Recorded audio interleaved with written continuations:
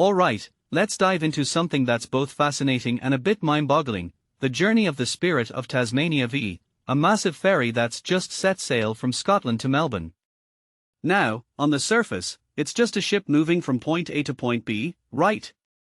But personally, I think there's so much more to unpack here.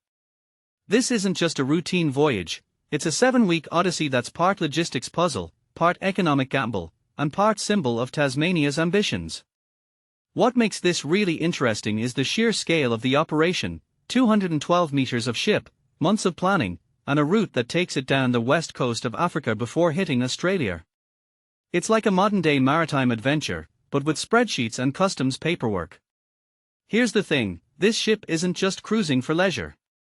It's part of a larger project to replace Tasmania's aging ferries, which are nearly 30 years old. From my perspective, this is where it gets intriguing. The Spirit V and its sister ship, Spirit 4, are supposed to be the future of Tasmania's maritime transport, but the project has been anything but smooth sailing. Cost blowouts, delays, and a home berth in Devonport that wasn't ready in time. It's like watching a high-stakes game of Tetris, except the pieces keep falling in the wrong places. One thing that immediately stands out is the cost of anchoring Spirit 4 in Geelong, almost $900,000 a month. That's not just money, it's a symbol of how expensive missteps can be in infrastructure projects. But let's take a step back and think about it. Why does this matter? Well, for starters, it's a reminder of how complex global logistics can be. This ship isn't just crossing oceans, it's navigating customs, immigration, refueling, and even crew changes.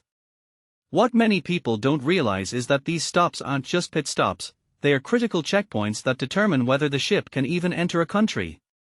It's like a giant bureaucratic maze, and the Spirit V is the mouse trying to find its way through. Another detail I find fascinating is the ship's final destination. It's not heading straight to Hobart, where it'll eventually operate. Instead, it's going to Melbourne first, then Geelong for gantry testing, and only then will it make its way to Hobart. Why? Because the berth in Hobart isn't available until the end of the cruise ship season. This raises a deeper question: how do you plan a project of this scale when so many variables are out of your control? It's a lesson in flexibility, but also in the consequences of not having everything lined up perfectly. In my opinion, the real story here isn't just the ship's journey, it's what it represents.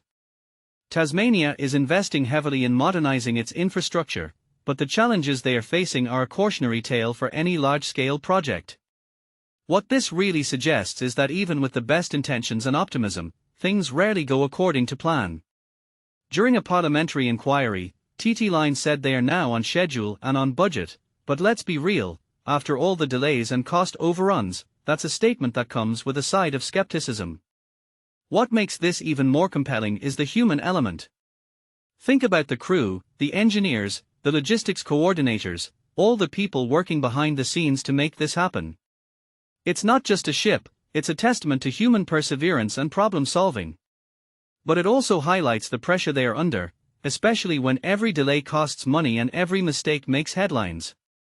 If you take a step back and think about it, this journey is a microcosm of global trade and infrastructure in the 21st century. It's about ambition, challenges, and the inevitable hiccups along the way. Personally, I think the Spirit of Tasmania V's Voyage is more than just a ferry crossing oceans, it's a story about the complexities of progress. And as we watch it make its way to Australia, it's worth asking, what other challenges lie ahead, and what can we learn from them? So, here's my closing thought: the Spirit V isn't just a ship, it's a symbol of how far we'll go to connect places, people, and economies. But it's also a reminder that even the most carefully laid plans can hit unexpected waves. As we follow its journey over the next 7 weeks, let's not just marvel at the logistics, let's reflect on the lessons it's teaching us about ambition, resilience, and the cost of progress. What do you think? Is this just a ship's journey, or is there something bigger at play here? Let me know in the comments below.